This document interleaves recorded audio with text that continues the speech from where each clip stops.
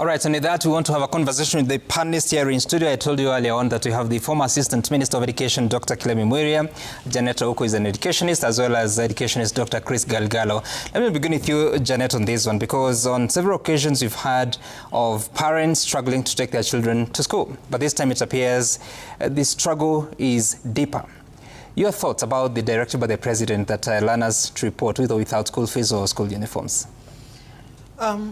My position about school uniform is not known in this country. I have always felt that it is an unnecessary expenditure.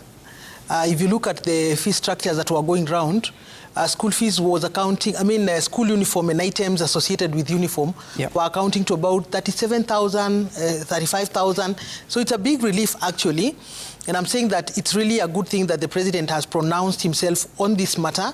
And I think we need to have a deeper conversation because when CBC was introduced, now CBE, after primary school, there's another uniform that is introduced. For you to move from primary school to junior secondary school, there is also a uniform. And much as we are concentrating so much on those who are going to senior schools, even those now who are supposed to transition to junior secondary school, a lot of them are at home because they cannot afford this item of uniform. I wish the President also stretched to the question of the junior secondary school and just declare a uniform so much an unnecessary, exaggeration that is really coming in to stress parents. Right, and we'll get deeper to the conversation on uniforms because we'll be looking at the data point on the numbers that we have.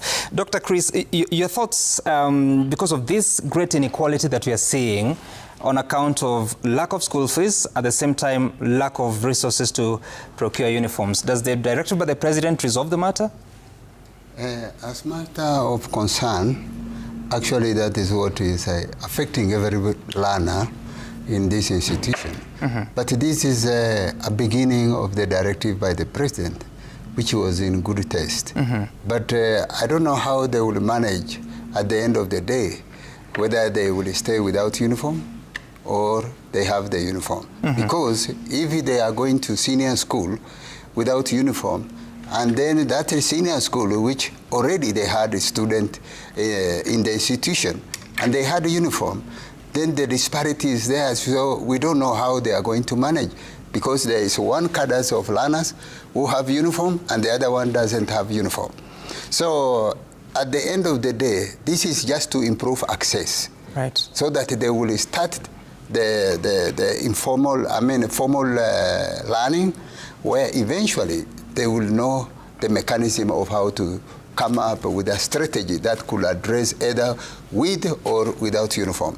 But the government might come up as an affirmative measure that they can even supply them with uniform. I don't know. Because the President has already directed that you can report to the school without uniform. Then what is there after?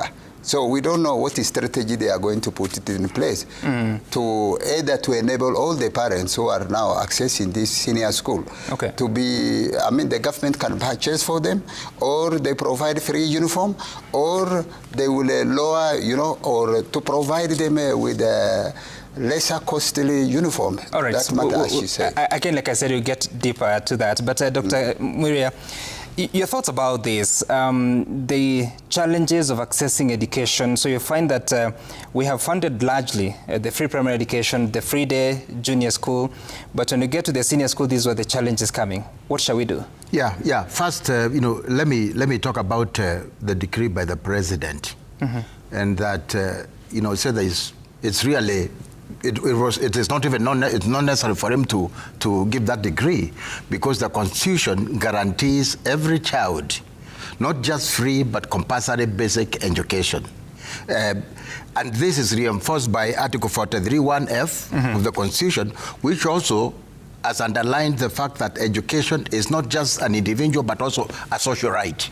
So I am even surprised people like Omtad have not gone to court to challenge this. And the reason, the framers of the Constitution knew that it was affordable, and we can talk about that, that we can afford free primary and basic education.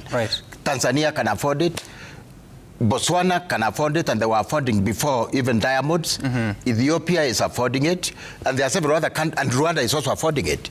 Secondly, there are a lot of resources in this country. You know, there is money with members of parliament, there is money with the governors, there is money with the Minister of Education, there is a President's bursary fund.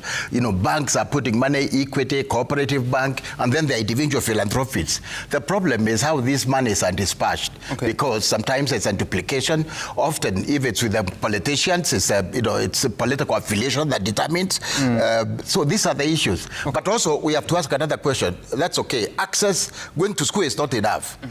I think the most important question, once you have been in school, what is the quality of education that you are receiving? Right. Is it going to be worthwhile for you and country? Right. So it's not enough to just say, let's go in, but let's see what we can do to ensure that we staff the schools adequately, they have the resources that, otherwise, it doesn't make any difference if you just go to secondary school and it's of no value. All right, Dr. Muiria, we have